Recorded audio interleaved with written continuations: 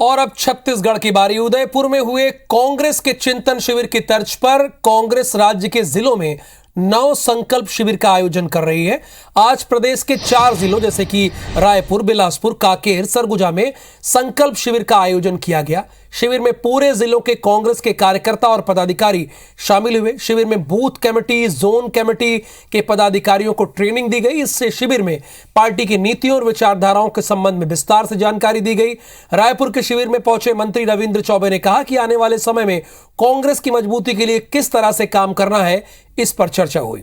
इधर अंबिकापुर में मंत्री अमरजीत भगत ने कहा कि अगले साल होने वाले विधानसभा चुनाव में कांग्रेस 71 से भी ज्यादा सीटें जीतेगी, ऐसा उन्होंने दावा किया है।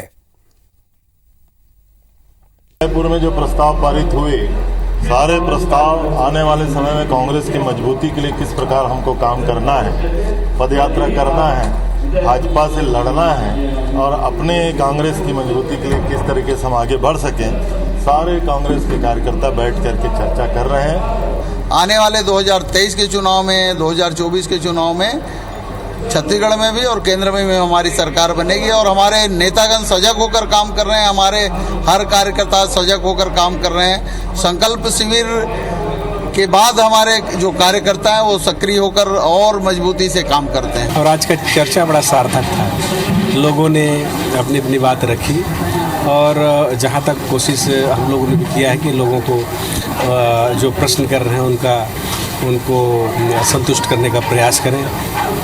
वास्तव में आज कांग्रेस और गांधी जी प्रासंगिक हैं। उनके विचारधारा के बिना इस देश को एक रखना मुश्किल है। इधर ईडी पिछले 3 दिनों से राहुल गांधी से नेशनल हेराल्ड केस में पूछताछ कर रही, जिसका कांग्रेस लगातार विरोध कर रही है। छह कैबिनेट मंत्री रविंद्र चौबे ने कहा कि ईडी राहुल गांधी को रोज रोज बुलाकर उन्हें परेशान कर रही, जिसको लेकर कल गुरुवार को राजधानी रायपुर में राजभवन के सामने कांग्रेस नेता धरना प्रदर्शन करेंगे।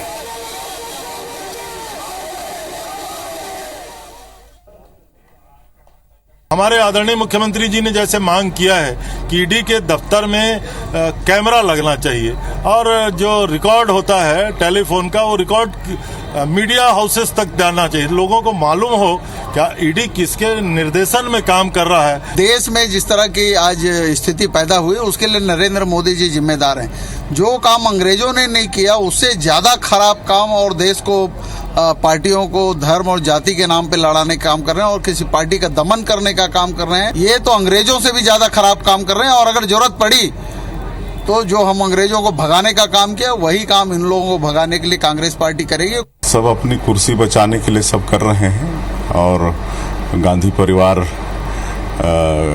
को बचाने के लिए सब कर रहे हैं, जबकि अगर सही है श्रीमती सोनिया गांधी और राहुल गांधी तो इनको डरने की कोई आवश्यकता नहीं होनी चाहिए। जगदलपुर में अतिथि शिक्षक नियमितीकरण समेत विभिन्न मांगों को लेकर धरना प्रदर्शन कर रहे हैं। बीजेपी नेता केदार कश्यप ने धरना स्थल पहुंचकर अतिथि शिक्षकों की मांगों को समर्थन करते हुए कांग्रेस पर निशाना साधा। कश्यप ने कहा कि कांग्रेस के शासन में शिक्षा व्यवस्था बदतर हो गई है, राष्ट्रीय स्तर के सूचकांक में गिरावट दर्ज की गई है। साथ ही उन्होंने कहा कि सरकारी स्कूलों के साथ सौतेला व्यवहार किया जा रहा है।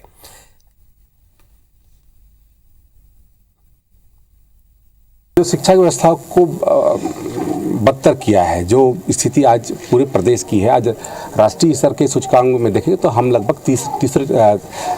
30 नंबर पे आ गए हैं। लेकिन इस सरकार ने केवल और केवल जो सरकारी स्कूल हैं उनके साथ में सौतेला व्यवहार किया है। 3000 स्कूल बंद करने वाला, जगरगोंडा का स्कूल बंद करने वाला, उसको आप लोग क्यों नहीं पूछे? टीवी वाला पूछो। तो हम स्कूल बना रहे हैं, स्कूल जोड़ रहे हैं, कॉलेज हॉस्टल बना रहे हैं, हम लोग कितना कॉलेज बना रहे हैं, उनका पैर तले खसक गया जमीन, इसलिए जा रहे हैं। पहले तो हेलीकॉप्टर में ऊपर घूम रहे थे। और अब बात करेंगे जीत गई जिंदगी की।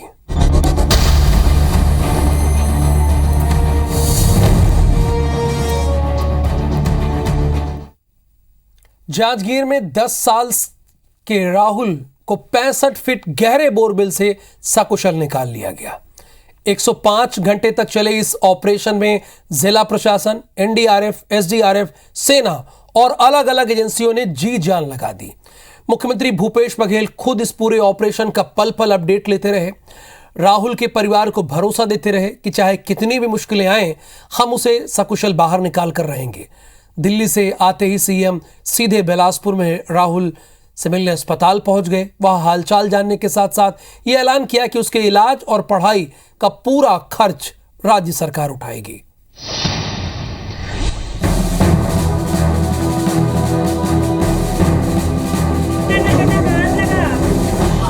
निकाल ले वो।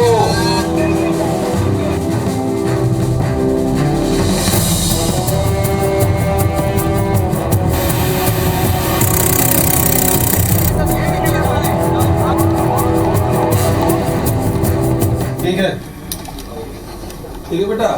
105 घंटे की कड़ी मशक्कत के बाद आखिरकार राहुल साहू को सकुशल बाहर निकाल लिया गया। देश के सबसे बड़े रेस्क्यू ऑपरेशन की सफलता ने दिखा दिया कि दिन रात की कड़ी मेहनत, समर्पण और जिजीविषा के साथ अगर नेतृत्व की ओर से पूरा सहयोग और प्रोत्साहन मिले तो कुछ भी संभव है। इस पूरे ऑपरेशन को सफल बनाने वाली टीम को मॉनिटर करते रहे और पल पल निर्देश देते रहे सीएम भूपेश बघेल ने ऑपरेशन की सफलता के लिए सभी को बधाई दी। ऑपरेशन 104 घंटा चला और सफल ऑपरेशन रहा और इसमें सारे लोग जो लगे थे उसको मैं बधाई देता हूं, जिन्होंने प्रत्यक्ष रूप से परोक्ष रूप से जैसे भी मदद किया सबका सहयोग हमने लिया। लगातार प्रशासन और हम लोग वॉच कर रहे थे, मिनट टू मिनट उसकी जानकारी ले रहे थे और निर्देश भी दे रहे थे और उसमें सफलता मिली। मैं सबको बहुत बधाई देता हूँ, शुभकामनाएं देता हूँ और बच्चा बहुत स्वस्थ है। 10 जून को दोपहर 2 बजे का समय था जब राहुल साहू 65 फीट गहरे बोरवेल में गिर गया। खबर मिलते ही पूरा प्रशासन सक्रिय हुआ और तुरंत ऑक्सीजन सिलेंडर लगाकर यह सुनिश्चित किया गया कि राहुल को सांस लेने में कोई दिक्कत ना हो। इसके बाद कैमरे के जरिए लगातार राहुल की गतिविधियों पर नजर रखी गई। साथ ही परिजन को मौके पर बुलाकर उनकी आवाज भी राहुल तक पहुंचाई गई। खाने के लिए भी जूस और केले पहुंचाए गए। इस दौरान खुद सीएम भूपेश बघेल हर पल ये मॉनिटर करते रहे कि रेस्क्यू में किसी भी तरह की दिक्कत नहीं आए। साथ ही राहुल के परिजन को भी लगातार वीडियो कॉल के जरिए ये भरोसा दिलाते रहे कि राहुल को सकुशल बाहर लाएंगे। निकाल ले वो। जितना हो सका थे पूरा सब लगाए हैं, पूरा ताकत लगाए है ना, और पूरा विश्वास है कि उसको सकुशल ऊपर आई है ना। कुछ घंटा हुए काम निकाले। देश के सबसे बड़े रेस्क्यू के पहले दिन 10 जून की रात में ही राहुल को मैनुअल क्रेन के जरिए रस्सी से बाहर लाने की कोशिश की गई। राहुल ने रस्सी को पकड़ने जैसी कोई प्रतिक्रिया नहीं दी, तो उसके बाद परिजनों की सहमति और एनडीआरएफ के फैसले से तय किया गया कि बोरवेल के किनारे तक खुदाई कर रेस्क्यू किया जाए। एनडीआरएफ और एसडीआरएफ के साथ ही ओडिशा और गुजरात से भी रेस्क्यू के लिए स्पेशल टीमों को बुलाया गया। अलग अलग मशीनों से खुदाई शुरू हुई। लगभग 60 फीट की खुदाई किए जाने के बाद पहले रास्ता तैयार किया गया। एनडीआरएफ और सेना के साथ जिला प्रशासन की टीम ने ड्रिलिंग कर बोरवेल तक पहुंचने के लिए सुरंग बनाई। इस दौरान बोरवेल में पानी का लेवल बढ़ने से बचाव में लगे लोगों की चिंता बढ़ गई। कई बार रास्ते में मजबूत चट्टान आने से अभियान में बाधा आई, लेकिन रेस्क्यू में लगी टीम और उसके लीडर सीएम भूपेश बघेल के चट्टानी इरादों के आगे पत्थर की चट्टानों को भी रास्ता देना पड़ा। ये तस्वीरें देखिए, राहुल तस्वीरें देखिए कि किस तरह से रेस्क्यू करके बाहर निकाला गया है। हाँ, रिकॉर्ड है, बिल्कुल सही बात है। सबकी मेहनत, लगन और सबके दुआ और बहुत ही धैर्य पूर्वक अभियान संचालित हुए तेकर कहां से संभव हो पाया है। मंगलवार की रात राहुल के निकलते ही ग्रीन कॉरिडोर के जरिए उसे अस्पताल पहुंचाया गया, जहां आखिरकार सभी की दुआओं और मजबूत इरादे ने इस ऑपरेशन को सफल बनाया। वहीं राहुल को एक नई जिंदगी मिली। प्रशासन पूरी यहाँ मुस्तैद थी और प्रशासन का बहुत बहुत हम हृदय से आभार व्यक्त करते हैं कि हमारे बच्चे को सही सलामत उसने बोर्ड से निकाल लिया। दिल्ली से रायपुर पहुंचते ही सीएम भूपेश बघेल सबसे पहले बिलासपुर के लिए रवाना हुए, जहां अपोलो अस्पताल पहुंचकर उन्होंने राहुल का हालचाल जाना। ठीक है बेटा, राहुल डॉक्टरों को बेहतर इलाज के निर्देश दिए। काका होने के नाते मैं घोषणा करना चाहता हूं कि राहुल के उपचार और आगे के शिक्षा दीक्षा के पूरा खर्च प्रदेश सरकार उठाएगी। ऐसी स्थिति दोबारा पैदा न हो, इसके लिए सीएम भूपेश बघेल ने सभी अधिकारियों को निर्देश दिए हैं कि पूरे प्रदेश में ऐसे किसी भी खुले बोरवेल को बंद करना सुनिश्चित करें। हालांकि इस पे सुप्रीम कोर्ट की गाइडलाइन ऑलरेडी है, लेकिन उसके बावजूद ये लोग इस बात को नहीं समझते। अब बात जांजगीर जिले में चले 105 घंटे के ऐतिहासिक बचाव ऑपरेशन की, इसी की बात भी हो रही थी। 5 दिनों तक IBC 24 ने पल पल की खबर दिखाई। हमारी सोशल मीडिया टीम लगातार डटी रही और इससे जुड़े अलग अलग प्लेटफॉर्म पर इस खबर ने दर्शकों को हर पल अपडेट किया। IBC 24 के डिजिटल प्लेटफॉर्म पर रिकॉर्ड 46 लाख दर्शकों ने इस प्रसारण को लाइव देखा।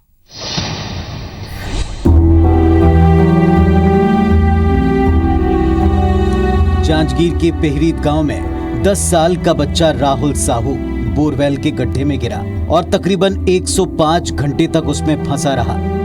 एक बेहद मुश्किल रेस्क्यू ऑपरेशन के बाद उसे सकुशल बाहर निकाला गया। इस मुहिम में सबसे बड़ी भूमिका बचाव दल ने निभाई, पर साथ ही IBC 24 ने हमेशा की तरह इसमें अपनी भूमिका को अंजाम देने में कोई कसर नहीं छोड़ी। हमने लगातार रेस्क्यू ऑपरेशन के पल पल की खबर दर्शकों तक पहुंचाई। छत्तीसगढ़ और मध्य प्रदेश के दर्शकों के बीच IBC 24 की पहचान सबसे विश्वसनीय न्यूज चैनल के तौर पर रही है। जब भी कोई ऐसा अवसर आया, खबरों का अपडेट देखने के लिए दर्शक हमेशा IBC 24 का रुख करते हैं। बीते 14 जून को भी यही हुआ। शाम 5 बजे से रात 12 बजे तक हमने लगातार अपने YouTube चैनल पर रेस्क्यू ऑपरेशन का लाइव प्रसारण किया। इस दौरान रिकॉर्ड 46 लाख बल्कि उससे भी ज्यादा लोगों ने इस प्रसारण को देखा।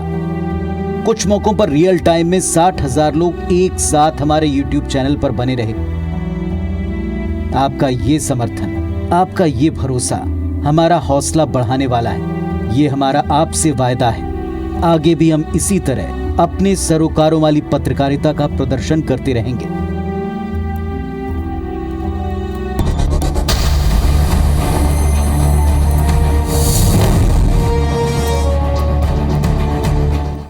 छत्तीसगढ़ के सरकारी स्कूलों में 16 जून से नए शैक्षणिक सत्र की शुरुआत होने वाली है। वहीं दूसरी ओर प्राइवेट स्कूल ने भीषण गर्मी को देखते हुए छुट्टियां बढ़ा दी हैं। अब निजी स्कूल 16 नहीं बल्कि 20 जून से खुलेंगे। इस संबंध में निजी स्कूलों की ओर से पेरेंट्स को मैसेज भी भेज दिया गया है।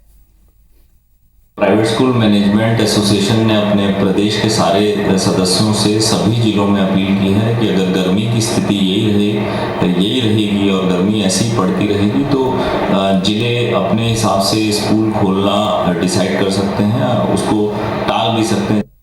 रायपुर के जवाहरलाल नेहरू कॉलेज के क्लासरूम में आज आग लगने की वजह से हड़कंप मच गए। मिली जानकारी के मुताबिक लेक्चर नंबर 1 के क्लासरूम में लगे एसी से अचानक धुआं निकलने लगा। फिर थोड़ी देर बाद एसी से आग की लपटें निकलने लगी। क्लासरूम में उस वक्त 40 से ज्यादा छात्र मौजूद रहे होंगे, जो कि आग फैलने से पहले सुरक्षित बाहर निकल आए। मेडिकल कॉलेज के डीन तृप्ति नगरिया का यह कहना है कि आग कैसे लगी इसकी जांच की जाएगी। भविष्य में ऐसी घटना न हो इसका हम ख्याल रखेंगे। और इस खबर के साथ ही इस बुलेटिन में फिलहाल के लिए इतना ही। आगे देखिए रात 10 बजे।